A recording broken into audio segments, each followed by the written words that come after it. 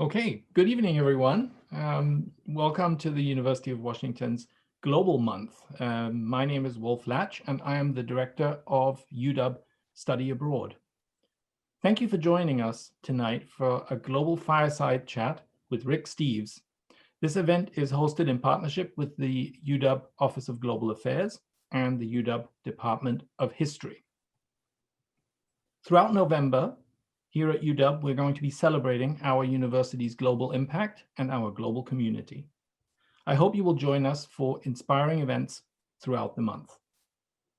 I'm honored to be here representing UW Study Abroad, which offers a world of opportunity for students, including over 500 programs in 75 countries.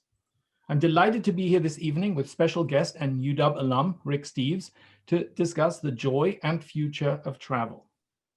America's most respected authority on European travel, Rick founded Rick Steves Europe in 1976, which currently produces a best-selling guidebook series, a popular public TV show, a public radio show, a travel column, and free travel information through his website, ricksteves.com. Rick Steves Europe runs small group tours, taking 30,000 travelers to Europe annually. A member of the UW class of 78, he majored in business and history and is a proud Husky marching band alum. Thank you for being here with us, Rick. It's my pleasure. Thanks for having me. Before I jump into questions for Rick, I welcome our audience to pose questions in the Q&A feature at the bottom of the screen. We will get to a few of these questions towards the end of the event. Rick, for my team and me at UW Study Abroad, the past 8 months have been very challenging. We usually support around 3,000 students on study abroad every year, but we haven't been able to send any students since March, and we won't be sending any until at least summer of 2021. So when travel starts up again, around 4,000 UW students will have seen their often carefully planned and financially planned study abroad plans disrupted. For all of these students and for all of us, our world has shrunk. It has become smaller since the pandemic began. We've lost connection.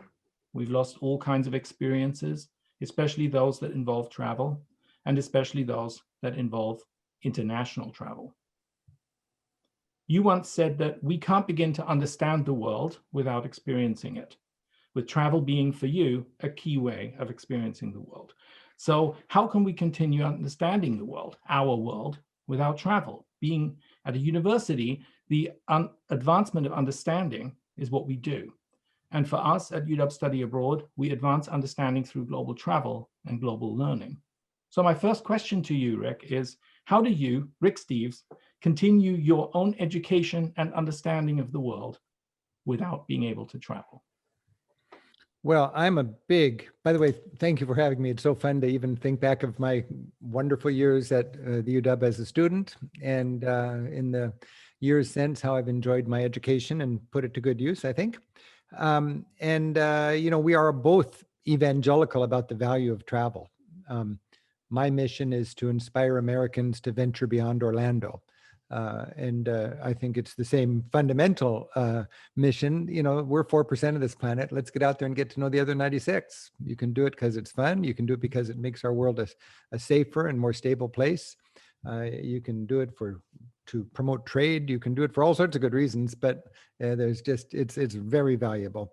Now, when we can't travel, we've lost what I think is a great opportunity to have that intimate connection. But of course, we can still believe in the value of learning from other countries. We can still understand that the world is not a pyramid with us on top and everybody else trying to figure out how to get there.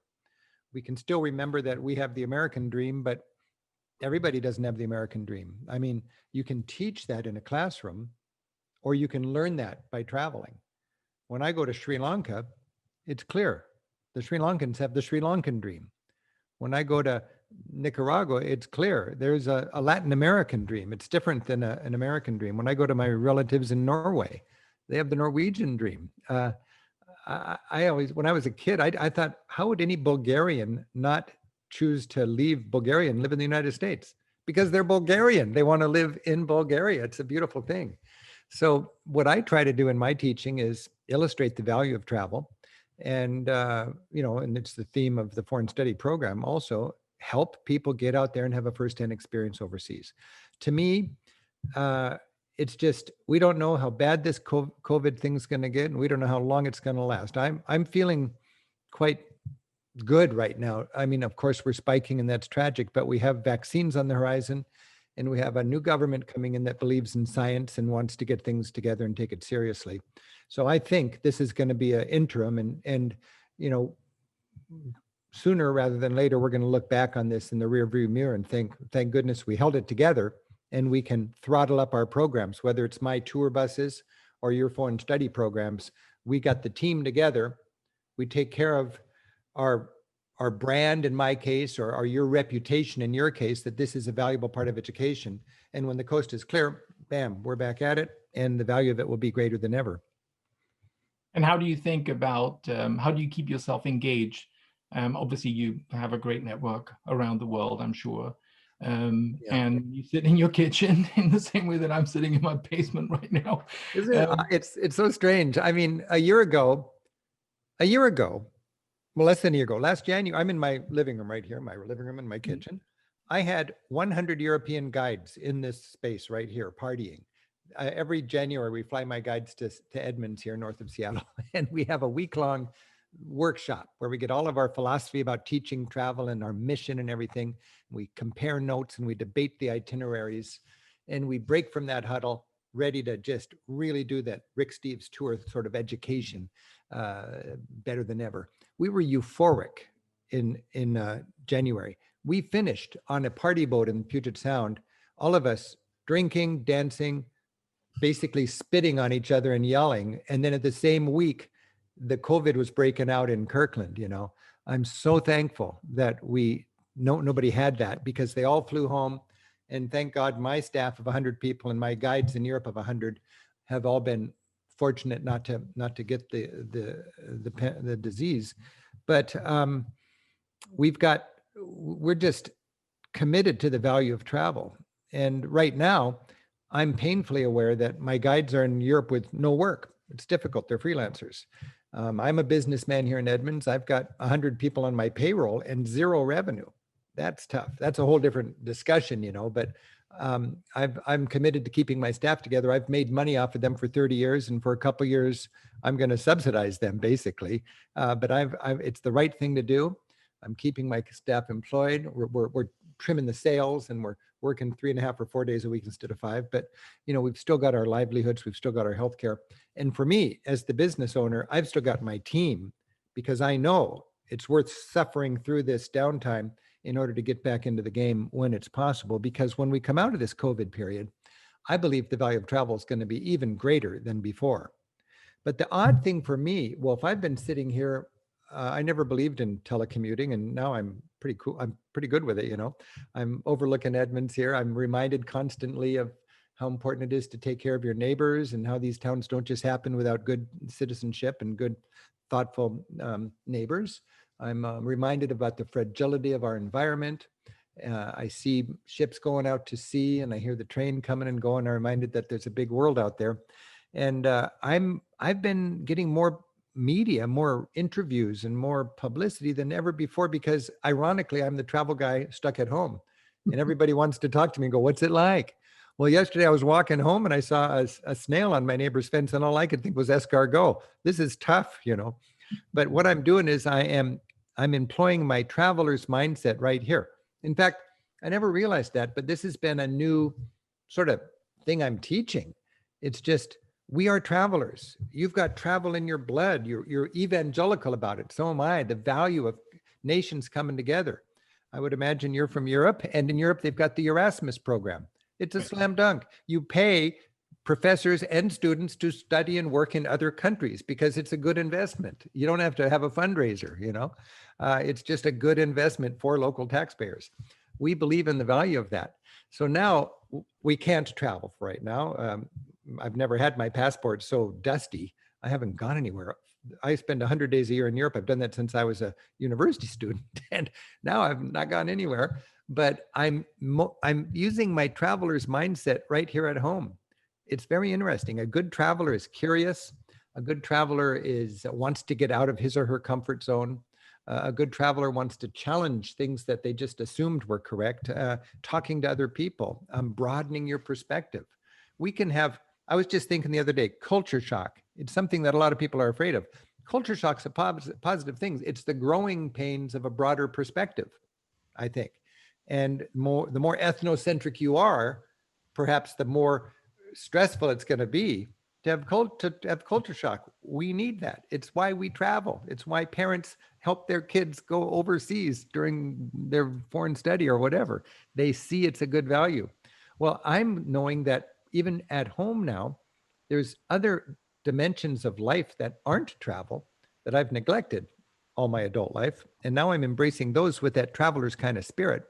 And I'm really enjoying it. I'm finding it to be delightful. I'm a privileged person. I can work at home. I'm healthy and I'm comfortable, and I love my work.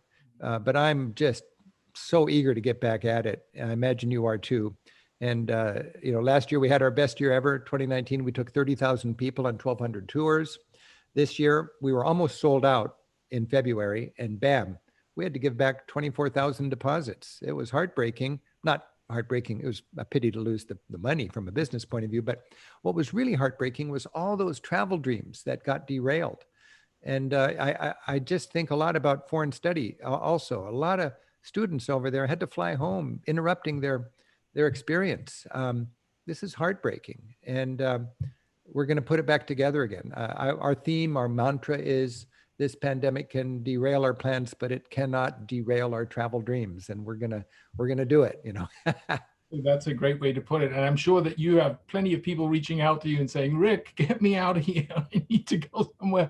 We've similarly found it very encouraging how many of students, as well as faculty, UW faculty who take students abroad, have been insistent in terms of proposing new programs for 2021, 2022. Students that have been, the moment something opened, they will put in an application. We have a lot of messaging around the uncertainty of travel. They will start their applications anyway.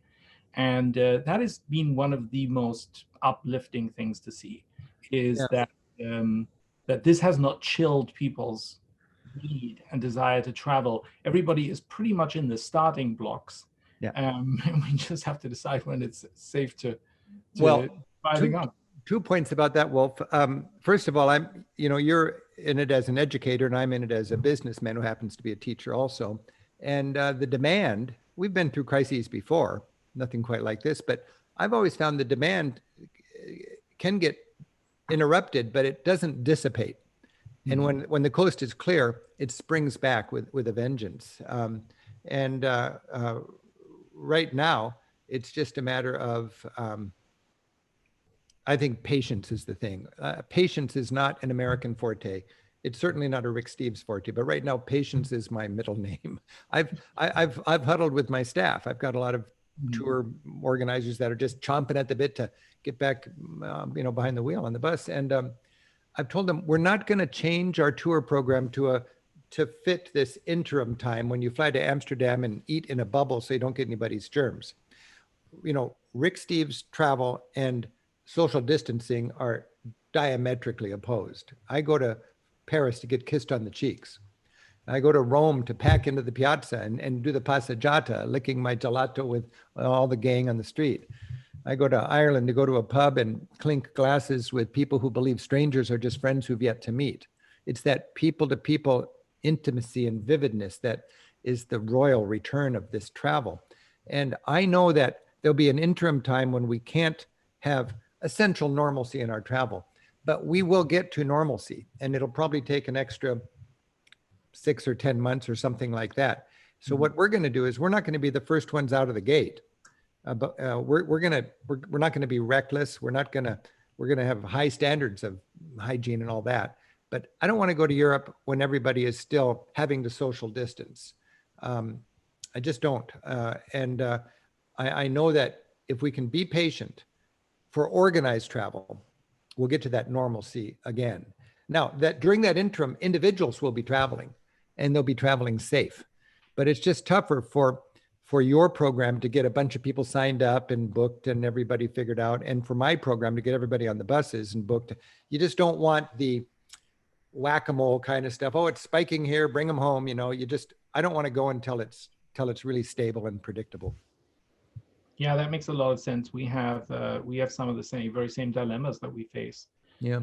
In terms of the responsibility we have towards our travelers, and trying to make sure that we're looking at the right indicators when we're starting to make our decisions. And yes, we are. Go ahead.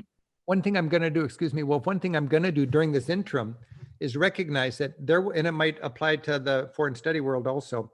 I'm going to recognize there are gung-ho travelers that just want to go. Damn the torpedoes, I'm going as soon as I get a flight that takes me to Frankfurt. And then there are people in Europe that are looking for work.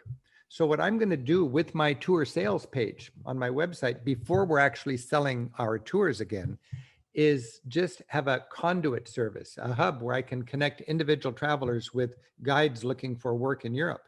And for the cost of one day on an organized bus tour, you can hire your own private guide. I mean, it's not that out of reach, and guides are going to be hungry. And I would say even in a university foreign study sense, there'll be students that might want to go on their own and have an educational experience. And there'll be a window of time when that is not reckless, whereas doing an organized program that quick might be restless. So during that interim period, I'm going to work on connecting individual travelers with individual help in the country they're going to. And I can just be a conduit for that. And I think that'll be helpful. So do you think that that sort of makes me think of the fact that right now, because of the restrictions and well-founded fears, international travel has pretty much collapsed. But when it does open up again, we might face for some of those hard choices. Just because we can travel, should we travel? Right. Especially to countries that might desperately need tourism revenue. I mean, you hinted at that as well, even for your own guides. Yep. But might not have the greatest public health infrastructure to protect their own citizens from transmission or infection. Or their citizens are not vaccinated, but they're opening up anyway, and some of us might be vaccinated. We might be vaccinated earlier. You're someone who's thought about this a lot, about ethics of travel more generally. What are your thoughts on that? Do you think that will be something that we will have to grapple with once it looks like, it's opening up a crack? We've been, I'm certainly no expert on this because I'm just reading the news like you, but it just seems like my mindset was, how do you avoid exposure? And, how do you put masks on, all this kind of thing? That's a different consideration than I'm vaccinated now. Can I travel? I would think a vaccination takes us into a whole different realm. So my hope is in time when people have the vaccination, we'll get to normalcy and we'll be able to travel again. I think there will be some residual interest in just general hygiene. Like in Asia right now, people wear masks much more than in Europe. And I get it now, and I think a lot of people will just be inclined to wear masks when they're in a crowded situation. But for me, you gotta pack the house. You gotta pack the concert hall. You gotta pack the tour bus, the hotel, the restaurant, the classroom, in order to, I have to look at this big sort of business equation. I need to make profit. I need to pay my people well. I need to invest in what I'm providing so it's a quality product. And I need to offer it at a price where it's a great value for the consumer. That's not that tough to do if you can pack the house. For me as a tour organizer, the key word is fill rate. What's the fill rate on your buses? If I take small groups, I have 25 people on a 50-seat bus. So my fill rate is really important. I got to have more than 20 people to be reasonably profitable. A bus company that has 50 people on a 50-seat bus, they can be profitable with 30 people and 40% of their seats empty. But for me, it is the fill rate. So if the fill rate is dictated that, you can only have half full in a restaurant, in a concert hall, in a Segway tour company in Europe, or who knows what, a cooking school, a program where you help people make frescoes in Florence. that's going to be more expensive, and it's going to be out of reach of people. And that's going to be heartbreaking for me, because I want travel to be accessible. And when we come out of this COVID time, I think there's going to be the reality that we're going to be a humbler nation as far as what's our economy and what can we afford. So we need that efficiency. We need that economy, and that requires pack the house. So it's an interesting challenge we have ahead of us. I don't know how that's going to shake out. Right, and it's interesting that you mentioned that we face some of the very same challenges, which is that or as a study abroad office in a state flagship university, we have an extremely diverse student population that we serve. And historically, study abroad, the student demographic that's most likely to study abroad has traditionally been only a segment of the student population. Maybe the more middle class. We've also had more than 2/3 women on study abroad historically. So Yes. over the last few years, and especially now, we were just really having deeper conversations about inclusion and access for students of all kinds of backgrounds that are at the University of Washington, including transfer students from community colleges, first-gen students. What are the challenges of offering global education to undocumented students?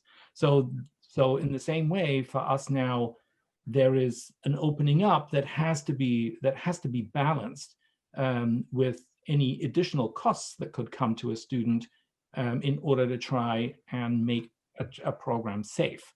So every time we raise the cost, we immediately face the consequence that the affordability goes down, and then for a given academic type program, we're going to see fewer students being able to participate. Yeah, accessibility. I mean, people talk about accessibility from a physical point of view a lot, but I think of accessibility also from an economic point of view. And it's just, I want travel to be accessible to people. That's why I'm a big proponent of, economic style of travel, so people can all enjoy it. Here's a solution for you. Do you want a solution? Absolutely, Rick. The rest of the world should realize the best they can do, the most impressive investment they could ever do, would create a big fund called Take an American Young Person Out of America for 3 weeks. It seems radical, it seems over the top luxurious, but it would be a good common sense investment for the betterment of the world. If every American student had a little gap quarter and they had a all expenses paid,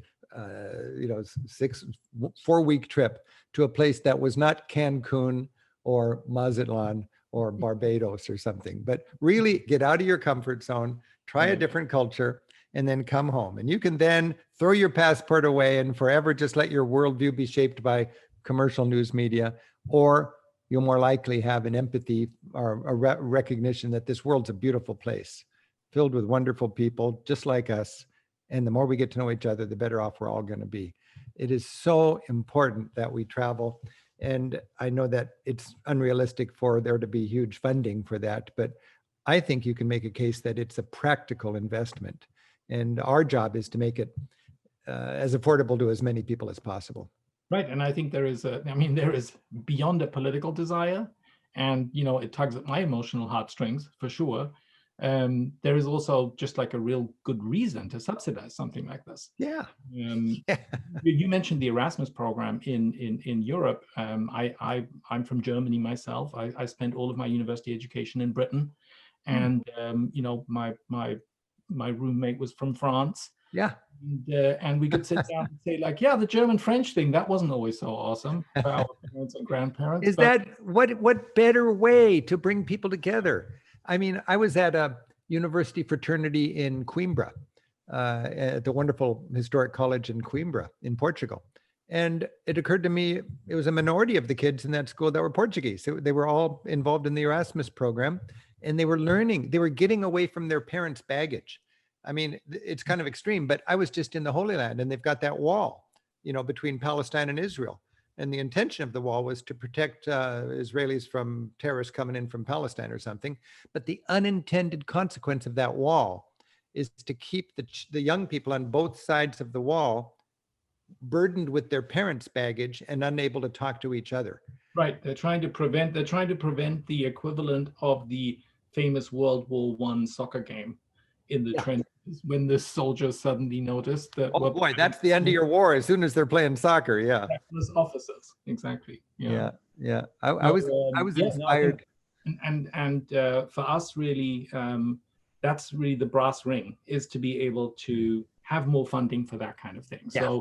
So our office gives over $1 million away per year to students studying abroad, and those are need-based scholarships. God, that's great. So we can fund a significant percentage, but not nearly all students that are, for example, Pell eligible, Yeah. and for whom, without a subsidy like that, and we would like to offer a more significant one, frankly, than we are able to offer, maybe that dream would be completely out of reach. And our brass ring, which is some days feels more like a pipe dream, and some days it feels like, okay, maybe we can get there, would be to offer all Pell eligible students scholarships to study abroad, which of course would be a significant fundraising effort and a significant lift. But everybody agrees that would be an amazing priority for us to put our efforts, our thoughts, and our smarts to try and get something like that going. And on a philosophical note, Wolf, if you're worried about an investment, you gotta invest in peace. And when people travel and get to know each other, you're just investing in peace and partnerships and nations working together. And the challenges facing us in the future are going to be, you're not going to deal with them with conventional defense or walls. You're going to deal with them with embracing science and nations working together. People have a mindset of building bridges instead of building walls. And we'll get that if we invest in young people who can travel and not just have a party time overseas, but to actually have an experience where they're broadening their perspectives and learning. And man, that's exciting. I just think that's so exciting. Yeah, and I see us sort of like, because we're both in the travel business in some way, and I see you as being in the business of enhancing travel through education, and we're in the business of enhancing education through travel, and it's really a kind of like a nice way to put it. I like that. Yeah. Of the coin. I certainly look forward to having more opportunities to continue the conversation about ideas like that, because there is an educational value, and beyond that, there is just a value in terms of understanding. And I remember when I was an undergraduate with my French roommate, I pointed out to him that my father and I were the first of 7 generations of men in my family who had not at some point shot at a Frenchman. And and it was amazing to sit with him, and we were just laughing. That was a sad fact in and of itself. Oh, that's amazing. But we were laughing because we were like, that is for us just so unimaginable. Yeah. And for my son as well, who is a German American. I love that, because it's ridiculous to imagine that at some point the French would be an enemy, when now you can just drive over there and nobody even stops you. You don't even know that you've really crossed the border in many cases. Well, I like to say, you can laugh about different problems with the EU, but the EU has done a great thing in just weaving the economies of France and Germany together in another war is inconceivable. That in itself makes the EU I lived in Britain for almost 15 years myself, as a foreigner, and I have to say that the Brexit decision, for example, was heartbreaking for me personally, to see others that I'd gone to college with, their children who are the age of my son, who just graduated from college himself, now are looking at the world and saying, my kid can't go to Germany to study as easily anymore, or will get a job in Paris. That's just one of those moments where you just say unforced error, in terms of just turning history back to places that were bad. And the British often thought that the European Union was too expensive to be a member of, that it cost too much because of the regulations on how bendy bananas were supposed to be, and all those kinds of popular myths. But in the end, war is the more expensive thing. They're gonna learn an expensive lesson as they settle into the reality of not so great Britain. Yes, and our students going there will experience it differently, because now it won't be so easy to pop over the channel as part of a study abroad program. Yep. And so we will see how that all goes. So what are you watching right now in terms of indicators for possibly travel cracking open a little bit? Like, is it light at the end of the tunnel, or is it an oncoming train? How are Oh, you about you how? know, you could get the greatest experts in the world together on a panel, and they would not know better than you or me or any of the students that are watching us right now. I mean, I don't, it's hard to predict. I just am thankful right now that I'm just putting all my hopes in the vaccine, I guess. I don't think we have the discipline to solve this without a vaccine. And with a vaccine, it's just a matter of time. So I'm feeling very good about it. I wouldn't be investing in my business. I mean, I've got 100 people on my payroll, and I've had zero revenue for more than 12 months now. And as a tour organizer, and I mean, it's the right thing to do to keep my staff together, but it's also, I'm so confident that we'll be traveling again within a couple of years that it's a common sense investment on my part to keep my business together. When are we going to be able to throttle up? I don't know. And I don't really spend much time thinking about it. I just feel like 2020 is the 1940 of our lifetimes. And you've probably heard people talk about this before, but I don't think you get to live 80 years and not have something derail your plans for a while in your lifetime. I mean, I was just thinking, my grandfather was born in 1900. And when he was 14, he had World War I. When he was 18, he had the great flu pandemic. And when he was 29 and ready to get going with his career, he had the Great Depression. When he was 39 years old, he had Hitler and the Nazis and World War II and the Holocaust. And then when he was finally like 50 years old, Europe was digging out from World War II and ready to start some sort of semblance of order. I've lived 65 years with none of that stuff. And now I've had to stay home and watch TV for 10 months. It's okay. It's take the time to take a breath. Era of good TV. What's that? Fortunately, we live in an era of good TV. Yeah. I mean, isn't that something to be thankful about? So we'll be traveling again. And, but as you said, we have to make sure with your mission and with my mission that we keep our teams together, that we keep our brand shiny and people recognizing the value of what we do, and take care of our public, and then be ready to jump back in when we go. Now, in this interim, there are things we can do. I mean, I've done a few talks for the World Affairs Council, and much as my mission is to inspire and help Americans venture out, they have a mission of bringing the world here. Whether it's incoming or outgoing, the point is it's people to people.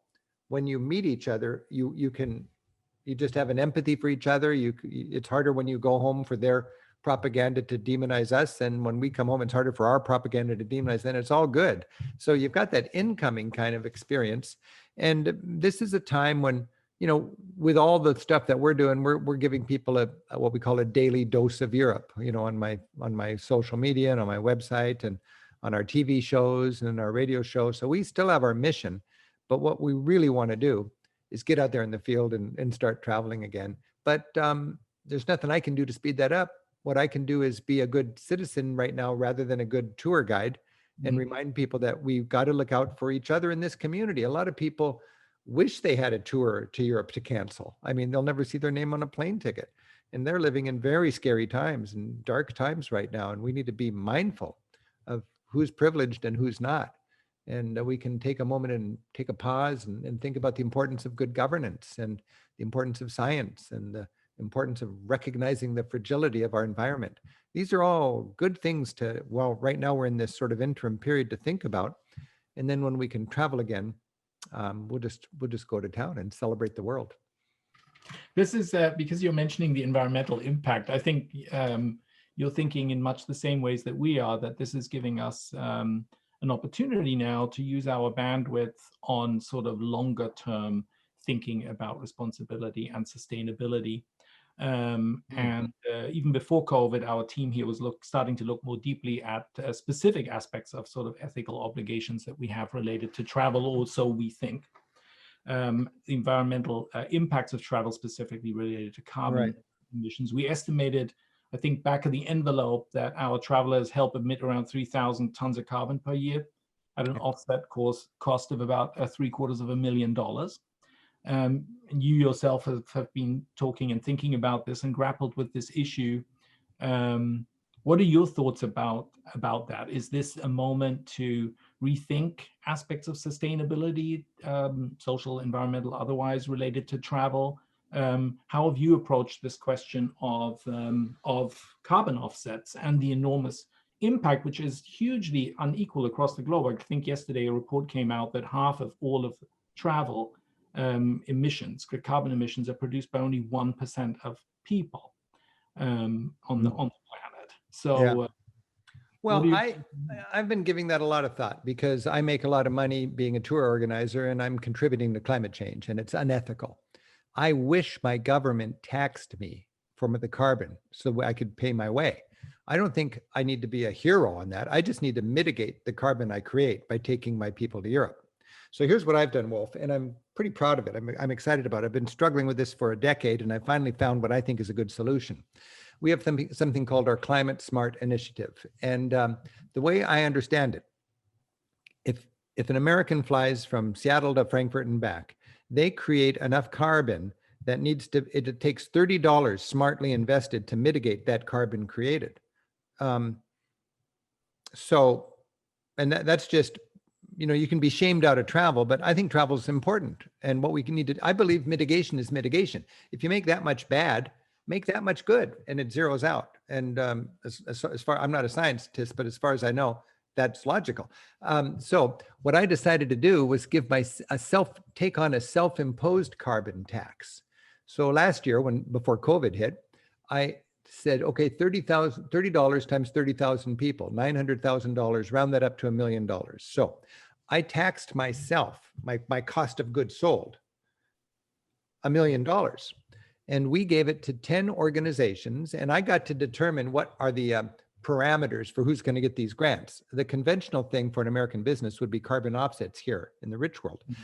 Half of the world's people are smallholder farms in the developing world. And hardworking farmers in the poor world contribute a lot to climate change by their practices.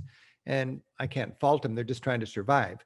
But we can help them do their work, feed their kids, and contribute less to climate change with science. So what we've done is we're supporting a bunch of groups that do that, about $100,000 per group. And they're helping these farmers employ what's called climate smart agriculture and take care of their forests. And we just did a report just this week. We've got this PDF that's coming out, and it's a report on how the 10 or 11 organizations we funded, what they produced with the money that we generated. And I'm so thrilled with it. And we don't have any revenue this year, so $30 times zero is zero. But I'm so excited about this that we're going to still do $500,000, 50% of what we did the year before, to keep these organizations going. But this is nothing heroic. This is just ethical. This is just a wash, and this is baseline ethics if you are a tour company. And on my website at ricksteves.com, in the Climate Smart section, at the top it says, "Steal this program and do not credit me." It's a very carefully worked out program, and I think every tour company should be doing this until we have a carbon tax so we can honestly account for what we owe the environment for taking people traveling. This is a way that we can travel with the comfort of knowing that we are pretty close to carbon neutral, which is an important thing. That's great. Yeah, I'd love for you to share that with me, and I would love to share that with the I think it'd be worth studying just in a business, world affairs, tourism, travel kind of context at a university.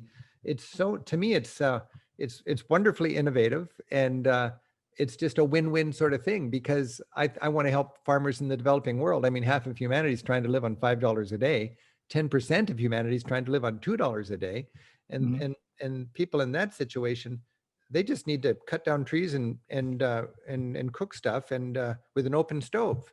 Well, if they can learn that if you have an enclosed stove with a chimney, you have to cut down 1/4 the amount of trees to power your life. That in itself will help a lot. There's so much exciting stuff that's happening with climate smart agriculture and forestry.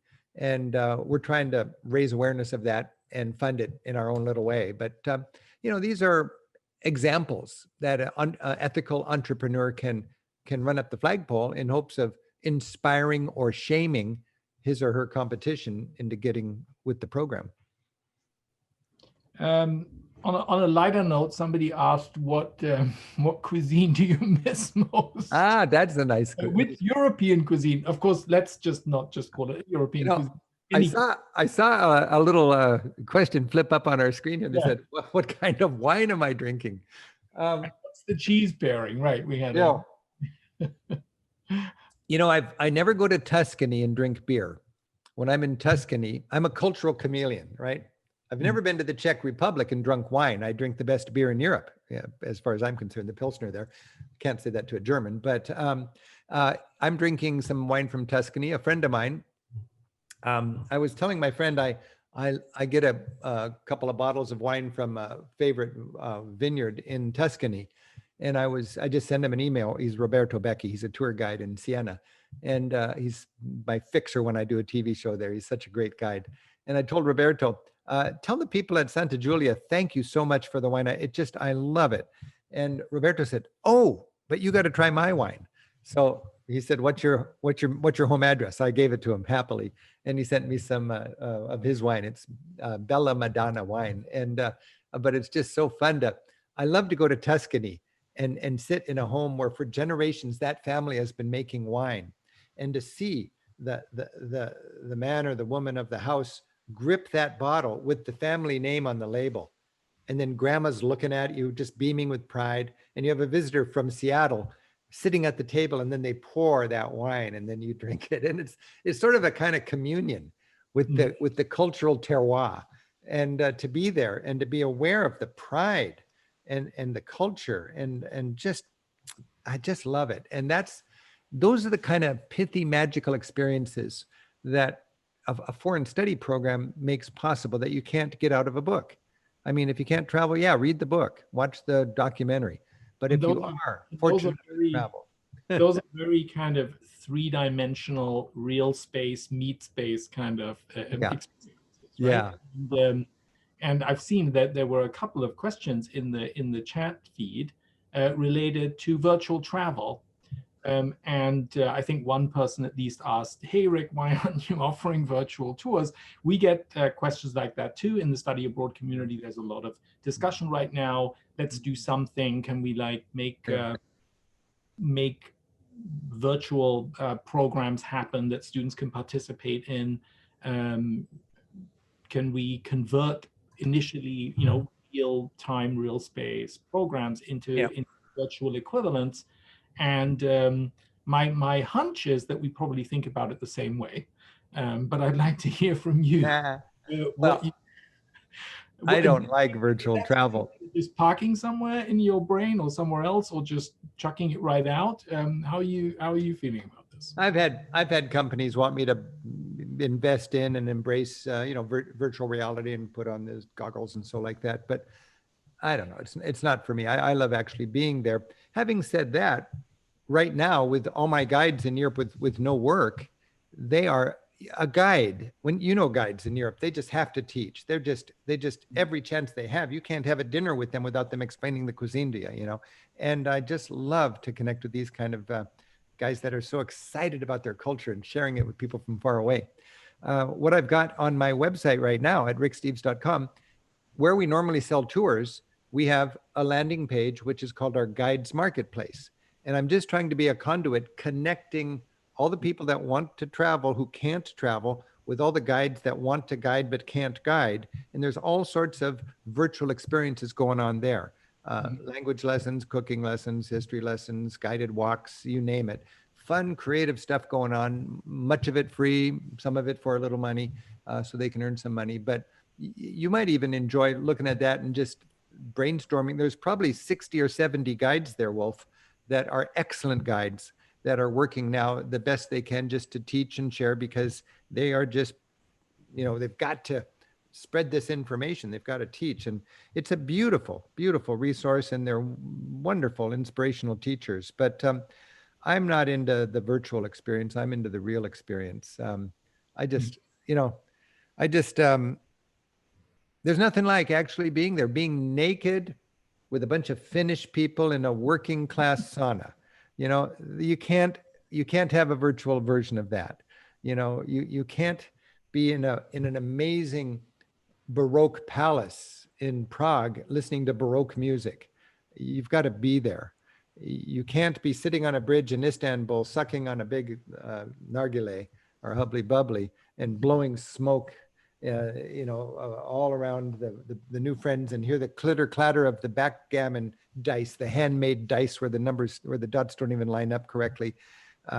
You can't have that virtually. You got to be there. You can't shake the hands of the carillonist in Belgium. The guy who, in a carillon at a church tower, they play the carillon with a keyboard like this. And a man who does this for his life career, he's got a callus next to his little finger as wide as his little finger. He's deformed because of his carillon playing. And you shake his hand and you see the joy in his face as he explains to you his carillon. You just have to have that experience yourself. And you have that. I mean, you've had the experience when you take your groups to, for years, I've taken my groups to Chartres, and the great teacher Malcolm Miller is there. And he's this scholar that's dedicated his life to giving people an appreciation of Gothic architecture through the statues and the windows in the greatest Gothic cathedral, arguably in France. To go there and to be with him for a couple of hours, you can't do that virtually. You've got to be there. And, if you can't be there, okay, well, virtuals might be the next best thing, but I'm not going to settle. I heard you once say that one of the most depressing aspects of like the English language and its attitude to travel is that they don't say bon voyage. Oh yeah. But they say have a safe trip. Yeah.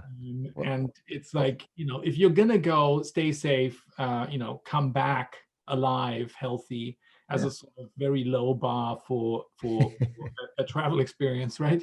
As opposed to voyage, which just opens up your imagination to the whole thing. Well, isn't it frustrating to you that people say have a safe trip when you started your work, they probably said bon voyage, have a good trip. And have a safe trip implies that it's dangerous. Mm-hmm. And I always say, when somebody tells me I have a safe trip, I say, well, you have a safe stay at home, because where I'm going, if you understood the statistics, is safer than where you're staying, literally. I know that you've got parents that are nervous about kids overseas, they think, oh, something happened. They read it about in the newspaper, take my student home. No, it's safer there than it is here. You've just got to get a grip on what is the statistical risk. And then you also have to be committed to the fact that if we want a safe future for our children and our grandchildren, we've got to travel and get to know each other. The most dangerous thing we can do is build walls and hunker down and let commercial news media tell us how dangerous it is out there. Fear is for people who don't get out very much. The flip side of fear is understanding, and we gain understanding when we travel. That's just so fundamental to me. And the most frightened people in our society are the people without passports, buried deep in the middle of this great country, whose worldview is shaped not by firsthand experiences and foreign study programs and inspirational teachers and professors, but by commercial news media. That is entertainment masquerading as news. And if they're not making enough on their ads, they got to amp it up. They got to sex it up. They got to bloody it up. And pretty soon everybody's freaking out. It's just crazy. Get on a plane, go over there and get to know those people. They're friendly. The world's filled with love and good people. And then come home and help our country play ball with the family of nations. Right. I think that you and I have probably spent a lot of time, converting fear into risk, into something that we can understand, into something that we can translate and communicate, something that we can calibrate even in a way that seems very disrupted right now by what's happening in the world, both politically and in global health terms. That some of that progress is at least temporarily kind of set back because of the unknown situation that we find ourselves in, again, worldwide, both politically and in terms of public health, makes fear overwhelm risk again, and sort of like catching up with that and converting it back in a way that then makes travel understandable, predictable, calculable for both us as travel providers, as well as for the people participating, is going to be a major challenge over the next years. Yeah, the whole COVID thing it's a different, I'm afraid to travel now. I wouldn't be traveling now. I'm not going to be a hero when it comes to traveling during a pandemic, that's for sure. I'm talking normal times. And, a year ago it was normal times. And next year, I believe it's going to be, from a health point of view, essentially normal times. And in that case, you don't want to be risky. I'm not looking for trouble. I mean, there's people that write books that go into places you're not supposed to go. I'm pretty tame that way. But, in the last year, I've been to Guatemala, Ethiopia, Egypt, Holy Land, recently Iran. Really so thankful I had the nerve to go to those places. And I got to say, I was a little afraid if I let my heart dictate where I'm going to go, or my nerves dictate. But I reasoned that it would be acceptably safe to go where I wanted to go, and I wanted to learn that. And I had transformational experiences. Don't you love it when people jet off somewhere and they come home changed? That's the beautiful thing. You can jet off somewhere and come home just more ethnocentric than you were when you left home. I mean, that's a lost opportunity. Or you can come home with the most beautiful souvenir, and that's a broader perspective. I love that. To me, I've been thinking about lately how, culture shock, it's something as a tour guide, I inflict on people. I do it gently and thoughtfully, but culture shock is the growing pains of a broadening perspective. And it's a healthy thing. And I love to help people. I walk people through that experience. You do it thoughtfully. You don't fly right into Turkey. You start mild. England. Go there first, where cream teas and roundabouts are exotic. Then go to France. Then go to Italy, and then farther east, you see. I just love that experience as a teacher and a tour guide. Did you travel or do any study abroad while you were an undergraduate? I went to the UW, but it didn't even occur to me to take foreign study, because every summer I spent 10 weeks in Europe having my own foreign study program. So I was busy working to pay for my education and my summer travels as a piano teacher. I would go home every day to Edmonds and teach piano, and then I would spend all day from dark to dark in Suzalo library there doing my study for the whole week coming up, in order to be able to pay for my school, which was a lot cheaper back then, and go to Europe all summer long. And that was really good times. And then I realized I could take people around Europe and actually make some money. So I didn't need to worry so much about it. But I had my foreign study, and it was on my own. My son did a wonderful foreign study in Rome, and he just absolutely loved it. And I was so thankful for the experience he had in Trastevere in Rome. Yeah, and we often talk to students after they've graduated, UW alums, who highlight their foreign study, their study abroad experience as one of the most memorable things that they did. Oh, university. Yeah. And so that's sort of like just really informs and fuels the passion of my team, who right now, we just can't wait to support students in that way again. And it's a job that everybody finds very easy to come to work and do, or even work from home and do. So I think both of us are very much keeping our fingers crossed, and I hope that we'll have opportunities to chat more about that, maybe when times have changed. Well, if I feel like a little bit of an honorary foreign study participant, because when I'm in Rome and I'm filming, I need a good we call it a high wide shot of Campo di Fiori.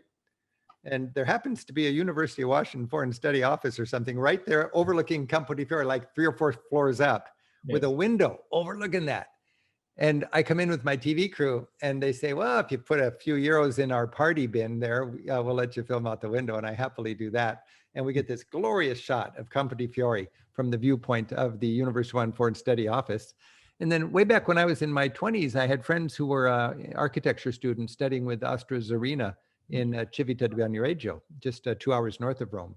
and I would hang out there with the University Foreign Study Program back when nobody knew about Civita except for the University of Washington Foreign Study Program and me. And I did my very best to publicize it. And it was one of my marquee sort of attractions of what Europe really has hiding and waiting for people to discover. And I think that's a great segue to also invite everybody who's watching this right now that you have kindly agreed to do another event with us tomorrow at 5:30 p.m. Talking specifically about Rome, where we hope to have a lot of Rome enthusiasts and a lot of Rome alumni. We've had that center there for 50 years this year. So it'll be a wonderful kind of anniversary meeting and another opportunity for people to hear from you and to hear about your ideas about travel specifically to Italy. So we're going to Rome tomorrow. I boned up on Rome. We're going to have a good discussion. We're starting to be out of time. Thank you so much for joining us, Rick. It was a great pleasure to talk to you about the joy and wonders of travel, challenges, but ultimately also rewards, and how we're holding on for a return to that. It's really inspired me, and I hope it has inspired many of you as well that are watching tonight. Thank you so much for joining us anywhere and any when you might be, since you might be in other time zones. My top priority as the director of UW Study Abroad is always to make transformative experiences happen and make them accessible to all UW students. We recognize that when we return to travel and to study abroad, we will need to work very hard to address financial barriers to participation. We have a long way to go. I mentioned that we have significant scholarship support available, but not nearly as much as we would like to have, and not nearly as much as I think our students deserve to find in a globally oriented, university, top-ranked public university. So if any of you joining us tonight feel inspired to make life-changing global experiences possible for our students, we encourage and wholeheartedly thank you for your philanthropic support for study abroad scholarships. And I'll be sending out something to all of the participants tonight. So Rick, thank you very much again for your time, your dedication, and your enthusiasm, and your good humor and your thoughtfulness. And I hope we get to do this again soon.